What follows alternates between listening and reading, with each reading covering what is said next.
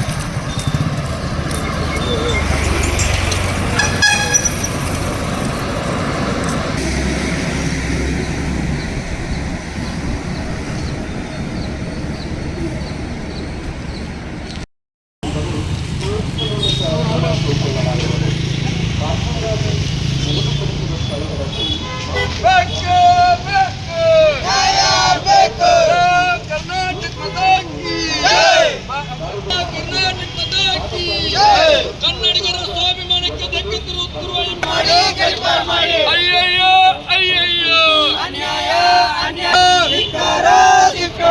MS ಪುಟವನ್ನು ಪೋಷಿಸುತ್ತಿರುವ ರಾಜ್ಯ ಸರ್ಕಾರಕ್ಕೆ ಹೇಳಿ ಧಿಕ್ಕಾರ.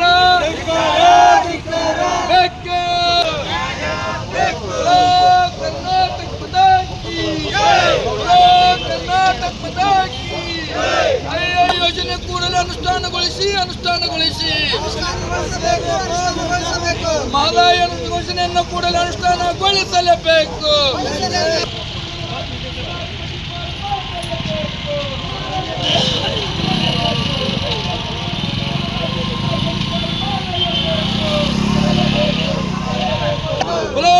ಕರ್ನಾಟಕ ಪದಾಕಿ ಕರ್ನಾಟಕ ರಕ್ಷಣಾ ವೇದಿಕೆಗೆ ಕರ್ನಾಟಕ ರಕ್ಷಣಾ ವೇದಿಕೆ ಎಚ್ ಶಿವರಾಮೇಗೌಡರಿಗೆ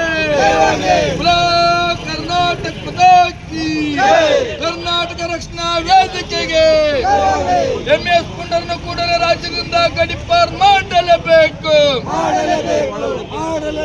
ಎಂಎಸ್ ಪುಂಡರನ್ನು ಕೂಡಲೇ ರಾಜ್ಯದಿಂದ ಗಡಿಪಾರ್ ಮಾಡಲೇಬೇಕು. ಕರ್ನಾಟಕ ಪದಾಕಿ ಭಾರತ್ ಪದಾಕಿ ಎಂಎಸ್ ಕಾರ್ಯಕ್ಕೆ ಹೇಳಿ ಧಿಕ್ಕಾರ. ಎಂಎಸ್ ಪುಂಡರನ್ನು ರಾಜ್ಯ ಹೇಳಿ ಧಿಕ್ಕಾರ. ಕರ್ನಾಟಕ ರಕ್ಷಣಾ ವೇದಿಕೆಗೆ ಕರ್ನಾಟಕ ರಕ್ಷಣಾ ವೇದಿಕೆ ಬೇಕು